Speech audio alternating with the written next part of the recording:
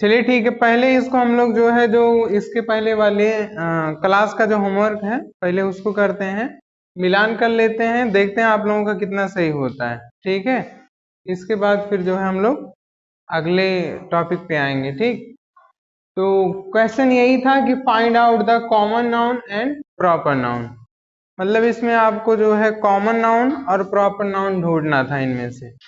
तो आइए देखते हैं, पहला जो कह रहा है पुलिस, पुलिस आपका जो है ये कौन सा नाउन होगा? कॉमन नाउन होगा। क्यों? क्योंकि इसमें जो है आपका मेल भी आएगा और फीमेल भी आएगा, है ना, तो इसलिए क्या हो जाता है कॉमन, एक प्रकार से ये सामान्य संज्ञा है। डॉक्टर भी आपका क्या हो जाएगा? कॉमन नाउन, नाउन ना। इसके बाद डॉक्टर एपीजे अब्दुल कलाम, ये क्या हो जाएंगे? Proper noun. प्रॉपर नाउन क्यों हो रहे हैं ये? क्योंकि ये विशेष हैं और कहीं नहीं कहीं तो एक हैं, है ना। हमने जो है प्रॉपर नाउन की परिभाषा में क्या पढ़ा था कि स्पेशल नेम, है ना, यानी कि विशेष नाम हो और एक नाम के अगर कोई एक व्यक्ति होते हैं तो वही क्या हो जाते हैं? प्रॉपर नाउन में आ जाते हैं, है ना। आगे लता मंगेशकर, ये क्या हो जाएगा? Proper noun. Sushant Singh Rajput, proper noun, proper noun. इसका मतलब समझते हैं ना, जस्ट इसके ऊपर वाला नीचे होगा, है ना। आगे यहाँ पे RIP कर देते हैं, इसका मतलब आप लोग समझते हैं? RIP का मतलब समझते हैं? नहीं नहीं नहीं, इसका मतलब होता है कि जो है शॉर्ट में शॉर्ट में जो है लोग बोल देते हैं RIP, इसका मतलब जो है हिंदी में होता है भगवान इनकी आत्मा को शांति दें। समझ रहे हैं कि नहीं? आप इनको नहीं जानते हैं सुशांत सिंह राजपूत को? हाँ, एक्टर थे, है ना, जिनका देहांत हो चुका है ना, तो इसलिए यहाँ पे जो है RIP हमने लगा दिया, और इसी के थ्रू आप लोगों को पता भी चल गया कि इसका मतलब क्या होता है। समझ गए ना सब लोग? आगे ब्रह्मपुत्र क्या हो जाएगा? Proper noun. क्यों? क्योंकि यह ब्रह्मपुत्र तो एक नदी है ना, लेकिन ये क्या है? एक नाम है, उन नदियों में से एक है ना, तो इसलिए क्या हो जाएगा? प्रॉपर। अच्छा, अगर यहाँ पे मैं रिवर सिर्फ लिखा होता, रिवर, तब क्या हो जाता? कॉमन, क्योंकि रिवर तो कई होते हैं, है ना, गंगा, यमुना, ब्रह्मपुत्र, घाघरा वगैरह वगैरह, है ना, तो इसलिए यहाँ पे जो है ब्रह्मपुत्र क्या हो जाएगा? Proper noun. ठीक, आगे माउंटेन, माउंटेन क्या होगा? Common noun.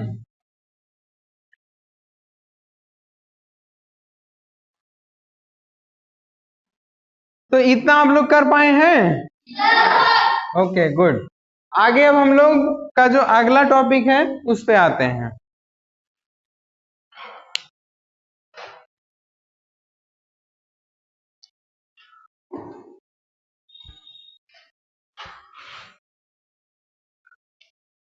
हाँ, इसके आगे हम लोग देखते हैं, थोड़ा सा कंफर्मेशन के लिए ये है, ताकि हम लोग ये कंफर्म हो सके कि मतलब कौन सा कॉमन है और कौन सा प्रॉपर है, उसमें अंतर ढूंढना है हम लोगों को। ठीक है, तो देखिए कह रहा है difference between common noun and proper noun. इसका मतलब क्या है? कॉमन नाउन और प्रॉपर नाउन में अंतर ढूंढना, या डायरेक्ट हम ये कह सकते हैं कि कॉमन नाउन और प्रॉपर नाउन में अंतर। ठीक, अब देखिए एग्जाम्पल के रूप में ये है, कह रहा है कि किंग शब्द कॉमन नाउन किंतु अकबर प्रॉपर नाउन है। क्यों? क्योंकि किंग जो राजा है, राजा शब्द सभी राजाओं के लिए प्रयोग होता होगा ना, चाहे वो राजा दशरथ हो, चाहे वो राजा अकबर हो, या चाहे राजा तानसेन हो, कोई भी राजा हो, वो अलग हैं, लेकिन उन सभी के लिए, जैसे राजा दशरथ हो गए, है ना, राजा अकबर हो गए, है ना, इन सभी के लिए क्या लगता है? राजा शब्द लग रहा है कि नहीं लग रहा है? तो उन सभी के लिए एक शब्द लग रहा है और वो क्या है? किंग। तो इसलिए किंग को क्या कहा गया है? Common noun. लेकिन वहीं पे अकबर ये क्या था? राजा था कि नहीं था? लेकिन अकबर कौन सा नाउन है? प्रॉपर। क्यों अकबर? क्योंकि एक है, अकबर एक है, इसलिए क्या हो जा रहा है? Proper noun. वैसे ही देखो बॉयज सभी लड़कों के लिए प्रयोग होता है ना, लेकिन रमेश क्या हो जाएगा? प्रॉपर नाउन, क्योंकि रमेश एक है, अपने आप में वो एक है। आप सभी का जो नाम है आप अपने आप में क्या है? Proper noun. समझ रहे हैं कि नहीं? यानी कि अपने आप में आप एक हैं। अभी आप आगे क्या करेंगे कोई नहीं जानता है। समझ रहे हैं कि नहीं समझ रहे हैं? तो इसलिए आप अपने आप में एक हैं और आप कौन से नाउन हैं? Proper noun. ठीक। आगे गर्ल, जैसे लड़की क्या हो जाएगी यहाँ पे? Common noun. लड़की क्या हो जाएगी? Common noun. जबकि एक लड़की का अगर नाम हम देते हैं तो कौन सा नाउन? Proper noun. ठीक। वैसे ही रिवर यानी कि जो नदी होती है, नदी कौन सी नाउन? Common noun. जबकि गंगा प्रॉपर नाउन। क्यों? क्योंकि नदियों के अंतर्गत कौन कौन से आते हैं? बहुत सारी नदियां आती हैं, गंगा, यमुना, ब्रह्मपुत्र, कावेरी, सतलुज वगैरह वगैरह। समझ रहे हैं कि नहीं समझ रहे हैं? तो इसलिए रिवर शब्द जो है वो कॉमन नाउन और गंगा शब्द क्या होगा? Proper noun. माउंटेन पर्वत शब्द क्या होगा? कॉमन नाउन, जातिवाचक संज्ञा। जबकि द हिमालय, जो हिमालय पर्वत है वो क्या हो जाएगा? प्रॉपर नाउन, यानी कि व्यक्तिवाचक संज्ञा। समझ रहे हैं कि नहीं समझ रहे हैं? ठीक है ना? तो इससे कुछ कंफर्म हुआ आप लोगों को? जैसे देखो यहाँ पे क्या है, राजा के अंतर्गत आपको बहुत सारे राजा मिलेंगे, उनमें से जैसे अकबर। बॉय में आपके बहुत सारे लड़के मिलेंगे, उनमें से एक नाम आप अपना नाम ले सकते हैं, अपने भाई का, अपने आसपास पड़ोस किसी का नाम लिख सकते हैं। ठीक, वो प्रॉपर नाउन में आएगा। वैसे ही लड़की बहुत सारी होती हैं, ठीक है, आप अपना या फिर अपने आस पड़ोस या भाई बहन किस भाई का नहीं बहन का, है ना, किसी का नाम लेंगे तो वो कौन सा नाउन आएगा? Proper noun. ठीक। नदियों में बहुत सारी नदियां होती हैं, तो जो सारी नदियां हैं उनका जो नाम है, नाम वाला क्या कहलाएगा? Proper noun. जबकि सिर्फ अगर हम नदी लेते हैं तो वो कौन सा नाउन? Common noun. माउंटेन पर्वत बहुत सारे होते हैं, तो जो बहुत सारे पर्वत हैं उनका जो नाम होगा वो होगा प्रॉपर नाउन। जबकि अगर हम सिर्फ पर्वत की बात करें तो पर्वत कौन सा नाउन? Common noun. ठीक है, इतना समझ में आ गया? अब हम लोग चलते हैं कलेक्टिव नाउन पे। ठीक है।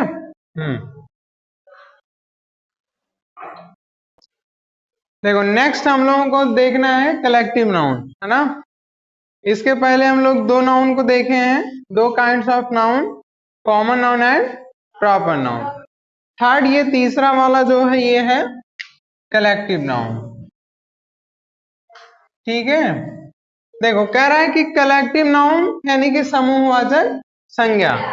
कलेक्टिव नाउन में कह रहा है ये collective noun is the name of group of. इतना पहले आप समझिए कि कह रहा है कि ये एक समूहवाचक जो संज्ञा होता है वह एक समूह का नाम होता है। कौन से समूह?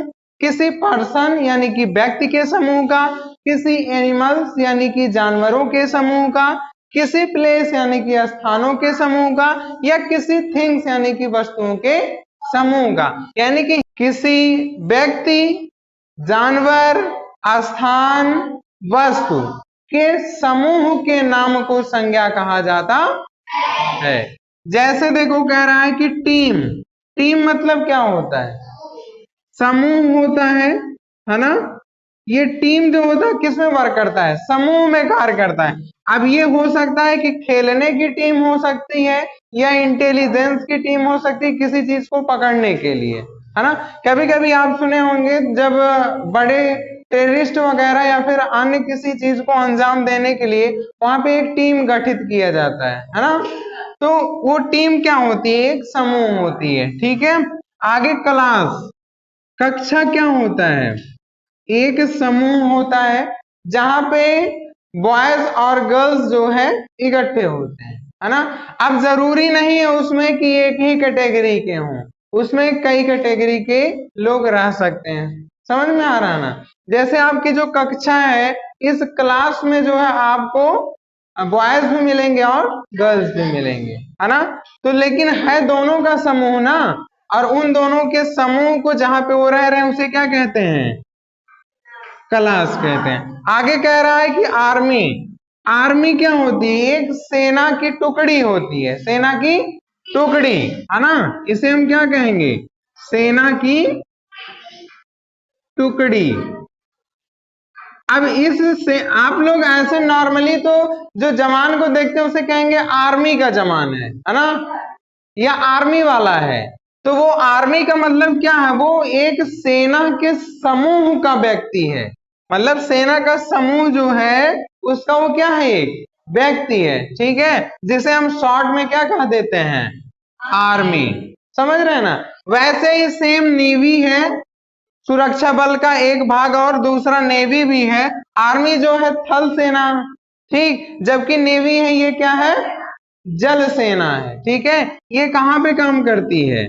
ये जल में काम करती है। समझ रहे हैं ना? तो ये कौन सी हो जाती है? जल सेना है ये, ठीक।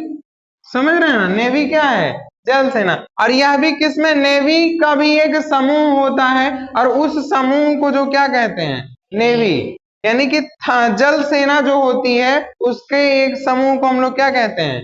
नेवी कहते हैं। आगे बंच मतलब क्या होता है? गुच्छा या समूह इसको भी कहते हैं, ठीक। जैसे यहाँ पे हम गुच्छा कह सकते हैं, है ना? तो गुच्छा क्या हो जाएगा? जैसे अंगूर का गुच्छा देखे ना आप लोग, तो उसे हम क्या कहेंगे? बंच ऑफ ग्रेप्स, है ना? या bunch of crooks. Bunch of crooks मतलब क्या होता है? डाकुओं का समूह। जैसे इससे हम लोग एक बनाते हैं तो हो जाएगा बंच ऑफ क्रुक्स। इसका मतलब क्या हो जाएगा? डाकुओं का समूह। समझ रहे हैं ना? ये हो गया डाकुओं का समूह। और समूह का मतलब क्या है? उसमें एक तो होगा नहीं, एक से अलग मतलब ज्यादा। समझ रहे हैं ना? यानी कि अनेक होंगे, और जब अनेक होंगे तो समूह बनेगा, और समूह बनेगा तो कौन सा नाउन? Collective noun. मैंने कहा कौन सा नाउन? तो कलेक्टिव नाउन। अगर मैंने कहा कौन सा संज्ञा, तब आप कहेंगे समूहवाचक संज्ञा। सेंस को पकड़िए। मैंने उंगली इधर किया तो बस बता दी वही समूहवाचक संज्ञा। ऐसे थोड़ी होता है, आप कम से कम बातों पे ध्यान दीजिए। अब मैं इधर देख के थोड़ी कर रहा हूँ, यहाँ पे मुझे लग रहा है कि यहीं कहीं पे समूहवाचक और कलेक्टिव नाउन नहीं होगा, तो मुझे लगा मैं नाउन बोलूंगा तो आप लोग कलेक्टिव नाउन बोलोगे, लेकिन नहीं, उंगली गलती से यहाँ, तो समूहवाचक संज्ञा। हाँ, वही वाली बात है, भेड़ वाली। एक भेड़ पानी में कूदी तो तुम लोग भी कूदना, वही से दूसरी कूद जाती है, वैसे तुम लोग कूद रहे हो, है ना? मैंने उंगली इधर दिखाया तो आप लोग बोल रहे हो ये वाला। ऐसे थोड़ी काम चलेगा, थोड़ा तो अपना भी सेंस लगाओ ना। मैंने नाउन बोला तो बोलो कलेक्टिव नाउन, अगर मैंने बोला संज्ञा तो बोलो समूहवाचक संज्ञा। समझ गया ना? आगे बढ़ते हैं। ये कलेक्टिव नाउन समझ में आया? ठीक है, मैं 2-3 एग्जांपल देता हूं, बताओ आप लोग, ठीक है? अच्छा बताओ, सेना की टुकड़ी कौन सी नाउन होगी? कलेक्टिव नाउन, ठीक है। अंगूरों का गुच्छा कौन सा नाउन होगा?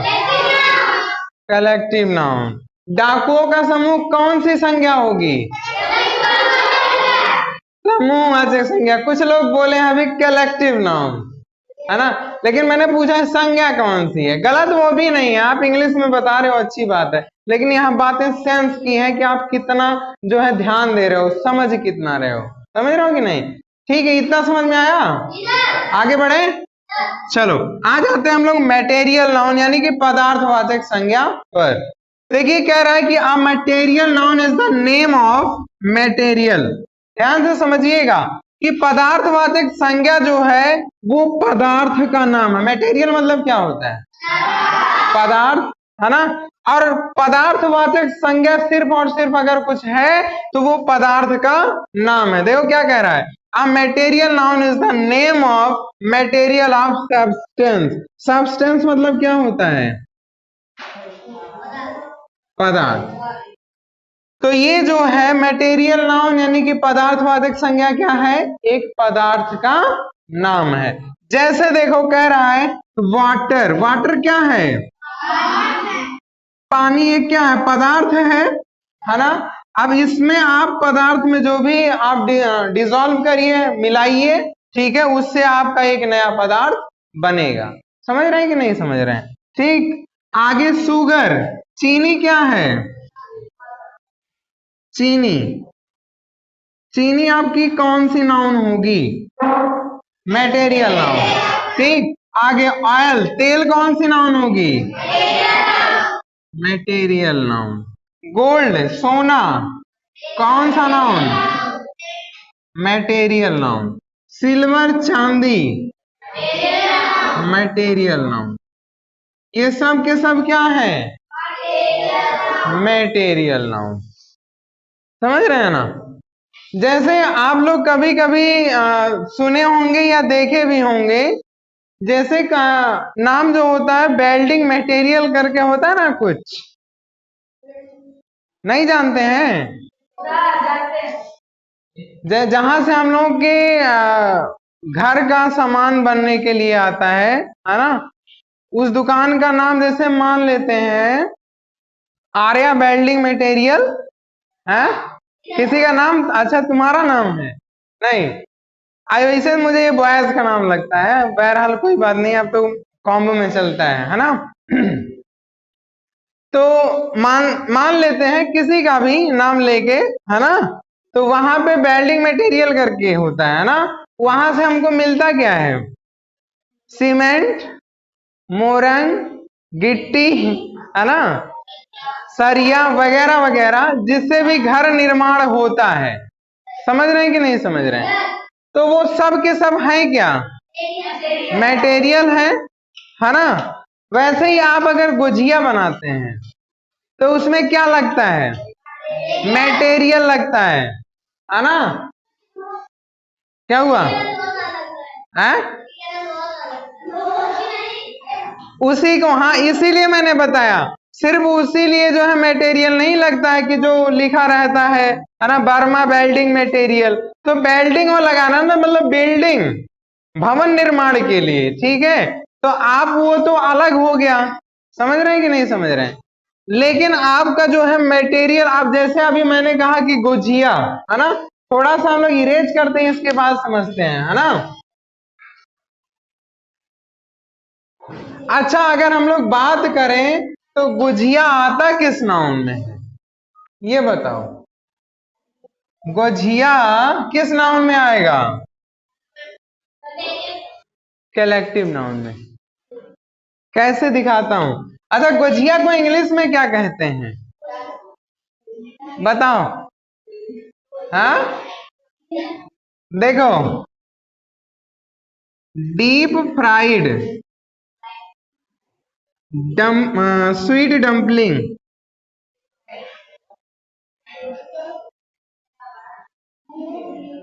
ये क्या है, गुजिया।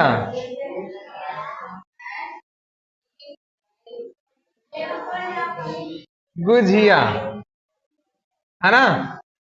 अब ध्यान दो, गुजिया बनाने के लिए क्या क्या लगेगा, मैदा, हाँ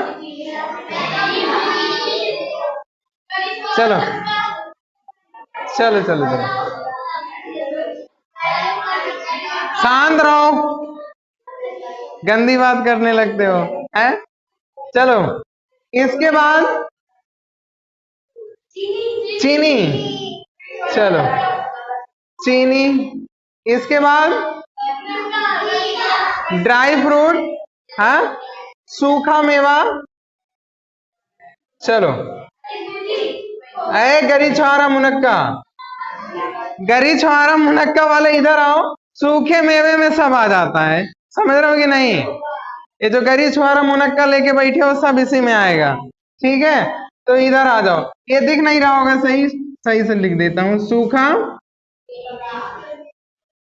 मेवा, ठीक है। इसके बाद और क्या लगता है, हाँ खोया तो नेसेसरी है, हाँ, खोया। इसके बाद हाँ, पानी। हाँ हाँ, ऑयल।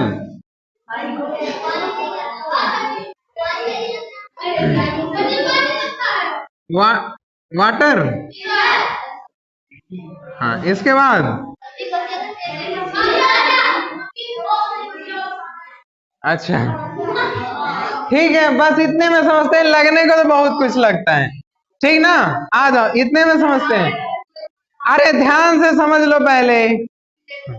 देखो, अब ध्यान देना, ये गुझिया क्या है? ये आपका हो जाएगा कलेक्टिव नाउन। बट इसमें पढ़ने वाली जो चीजें हैं वो कौन सी नाउन? Material noun. खोया, सूखा मेवा, मैदा, चीनी, तेल, पानी, ये सब के सब क्या है? Material noun. ये सब के सब क्या है? Material noun.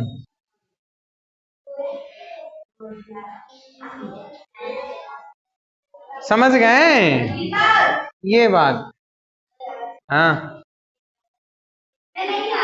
ये नीचे कहाँ, यहां तक आ रहा है तो कोई बात नहीं। मटेरियल नाउन नहीं बस आया ना। हाँ हाँ, ओहो, रुको मैं सही करता हूँ, मैदे को लेके आता हूँ। है,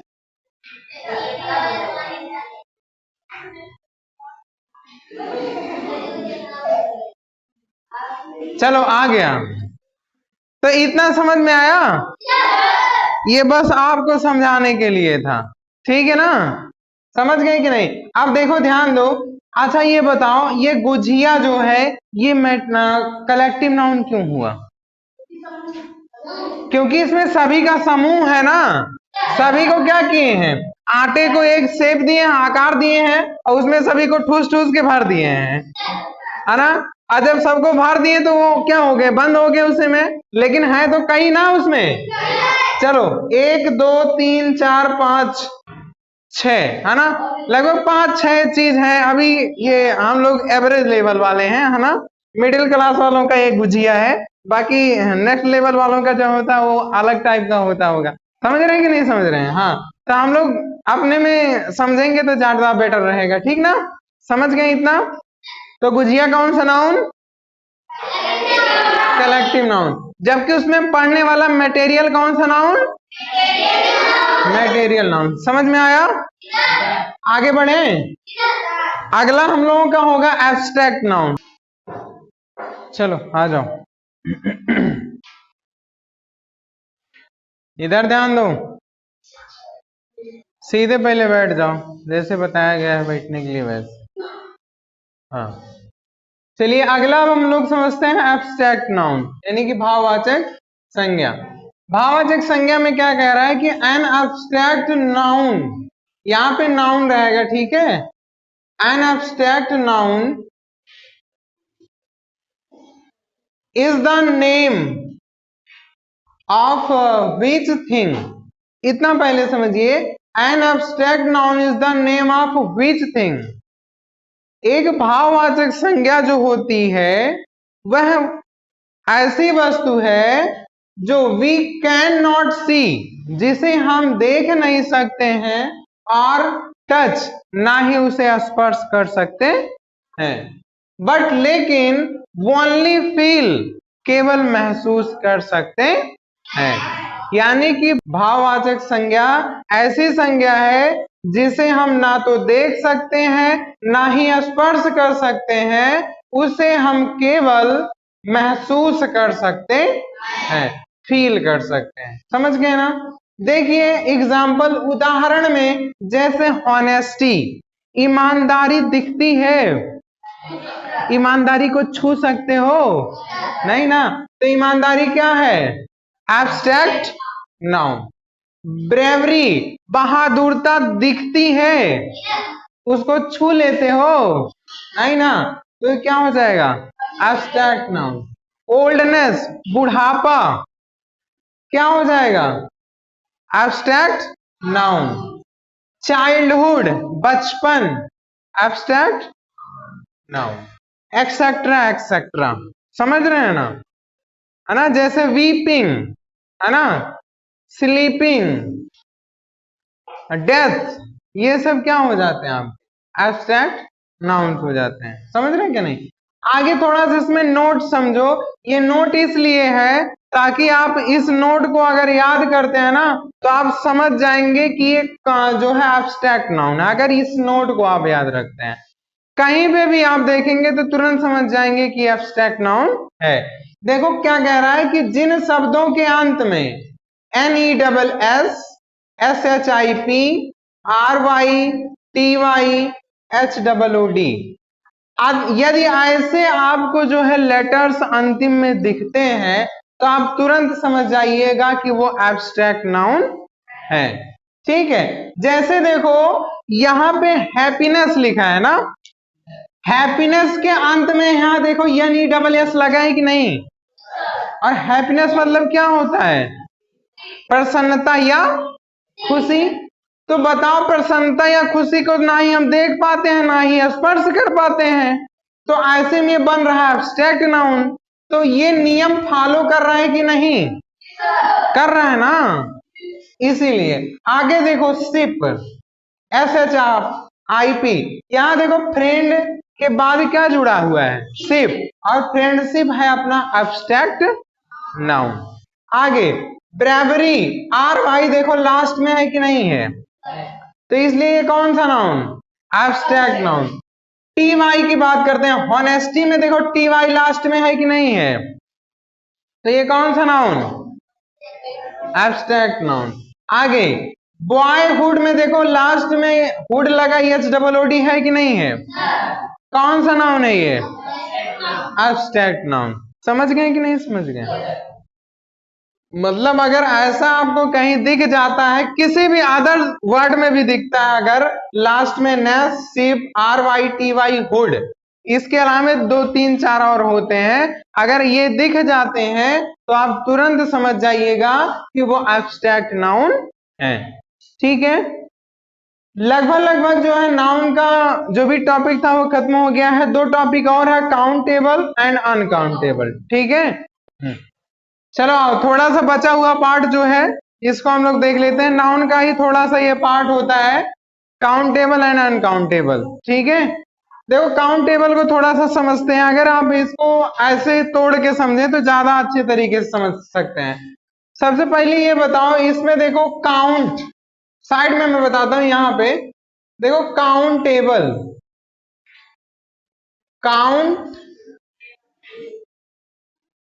काउंटेबल, यही है ना। अगर आप इसको ध्यान से देखिए तो ये 2 चीजों में डिवाइड है, काउंट और एबल में। काउंट मतलब क्या होता है, गिनना, और एबल मतलब योग्य। इसको अगर हमें गिनने कह ले तो हमारा सेंटेंस बड़ी अच्छी बन सकती है। यहां पे गिनने के योग्य, काउंट मतलब क्या होता है, गिनना या गिनने। गिनने के जो योग्य होते हैं उसे हम क्या कहते हैं, काउंटेबल। और देखो वही इसमें लिखा गया, बस सेंटेंस का फर्क है। ऐसी संज्ञा जिसे गिना जा सकता है उसे काउंटेबल नाउन कहते हैं। मतलब जो गिनने के योग्य, योग्य मतलब क्या, गिना जा सकता हो। तो जो गिनने के योग्य है या गिना जा सकता है वही क्या है, काउंटेबल नाउन। ठीक, जैसे देखो उदाहरण, एग्जाम्पल क्या कह रहा है, बॉयज, लड़कों को गिन सकते हैं। अभी इधर से गिन लें, कितने हैं, 2 4 6 8 10 ऐसे करके गिन लें, है ना, जो भी है, तो ये क्या हो जाएंगे, काउंटेबल। पेन्स, मान लो मौके पे मेरे पास 2 है ना, 1 2 गिन ले रहे हैं, और भी होंगे तो गिन लेंगे, है ना। ठीक, आगे एग्स, अंडे, अंडों के भी गिना जा सकता है। आगे ट्री, पेड़, आप अपने आसपास देखिए उसको भी गिन सकते हैं, गिन सकते हैं कि नहीं गिन सकते हैं। रिंग, अंगूठी, गिन सकते हैं। तो ये सब गिन सकते हैं, इसलिए ये क्या है? Countable noun. काउंटेबल नाउन समझ गए? आते हैं अनकाउंटेबल। अनकाउंटेबल नाउन क्या कह रहा है? सेम यही प्रोसेस यहीं पे थोड़ा सा हम लोग बदल देते हैं। अभी तक काउंटेबल था, इसी में लगाते हैं अन, और जब लगाएंगे अन तो ये क्या हो जाएगा? अनकाउंटेबल। और अनकाउंट का मतलब क्या है? जिसे गिना ना जा सके, जिसे गिना अगणनीय। अगणनीय मतलब जिसकी गणना ना किया जा सके। अनकाउंट मतलब क्या है? अगणनीय, जिसकी गणना ना किया जा सके। और गणना का मतलब क्या है? गिनना। ठीक है, गणना का मतलब क्या होता है? गिनना। तो जिसकी गिनती हम ना कर सके उसे हम क्या कहेंगे? अनकाउंटेबल। और यहीं पे देखो लिखा है वही, ऐसी संज्ञा जिसे नहीं गिना जा सकता उसे अनकाउंटेबल नाउन कहते हैं। जैसे विंड, हवा। हवा को गिन सकते हो? ना गिन सकते हो, ना देख सकते हो, सिर्फ महसूस कर सकते हो। हाँ, नहीं आसपास कर सकते हैं, है ना? हाँ, आगे मीट। कौन सा मीट है ये? मिलना। मिलना का ये होता है, ध्यान से देख लो आंख फाड़ के, ये होता है। इसके मतलब होता है मिलना। इसके मतलब क्या होता है? इसके मतलब होता है मांस। क्या होता है? मांस को गिन सकते हो?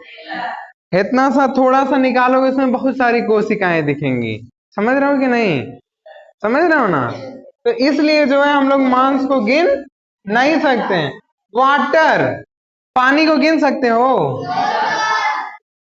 अब कहोगे सर जी हाइड्रोजन ऑक्सीजन मिलके बनता है, काहे नहीं गिन सकते हैं, है ना? तो गिनो, कैसे गिनोगे? नहीं गिन सकते हो। बात अगर पानी की करते हैं तो नहीं गिन सकते हैं, लीटर वगैरह में तो गिनेंगे उसको। समझ रहे हैं कि नहीं? जबकि पानी में पानी को नहीं गिन सकते। ठीक, आगे दूध। दूध को गिन सकते हैं? नहीं गिन सकते। हाँ, ऑयल, इसको गिन सकते हैं? नहीं गिन सकते। तेल। समझ गए ना? तो ये सब के सब कौन से नाउन है? Uncountable noun. ठीक है, तो ये था countable and uncountable noun. I hope आप लोगों को समझ में आया होगा। थोड़ा सा होमवर्क है, उसको नोट करते हैं इसके बाद।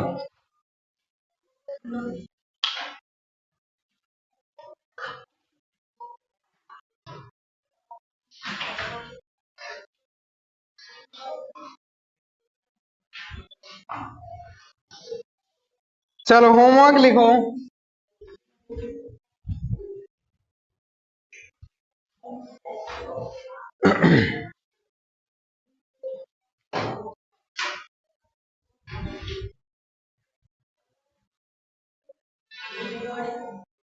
फाइंड आउट द collective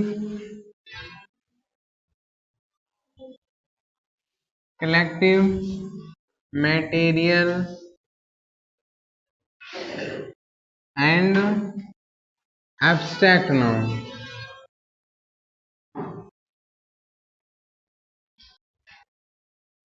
ये क्वेश्चन नंबर 1 कह रहा find out the collective material and abstract noun. पहला, a group of grapes। दूसरा,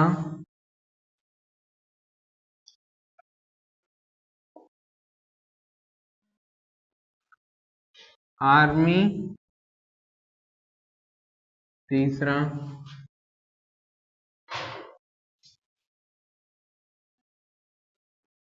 हैप्पीनेस।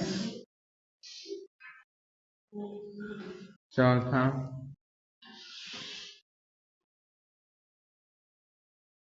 आयरन, पांचवा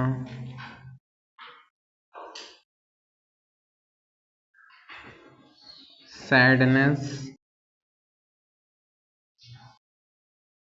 इसके बाद question number 2, question number 2, find out the countable and uncountable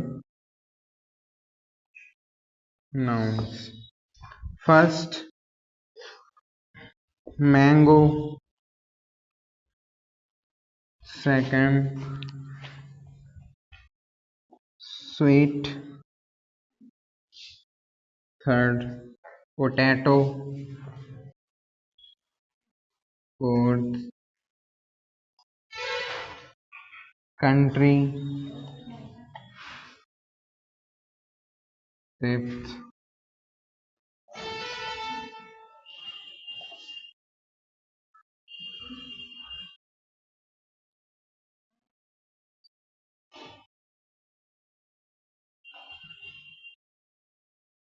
juice. इतना आप लोगों का ये होमवर्क है। इसमें देखिए करना क्या है, पहला वाले में कह रहा है फाइंड आउट द कलेक्टिव यानी कि समूहवाचक, मटेरियल यानी कि पदार्थवाचक, एंड और एब्स्ट्रैक्ट नाउन मतलब भाववाचक संज्ञा। इन जो ये पांचों हैं इनमें से जो है आपको समूहवाचक, पदार्थवाचक और भाववाचक संज्ञा को ढूंढ के सामने लिखना है। इसमें जो है find out the countable and uncountable, countable noun और अनकाउंटेबल नाउन को इनमें से ढूंढ के लिखना है। ठीक है, ये है आज का आपका होमवर्क। मिलते हैं आपसे नेक्स्ट क्लास में नेक्स्ट टॉपिक के साथ। तब तक आपको ये करना है और इसके पहले जो भी टॉपिक्स पढ़ाए गए हैं उसका आपको रिवीजन कर लेना है। ठीक है।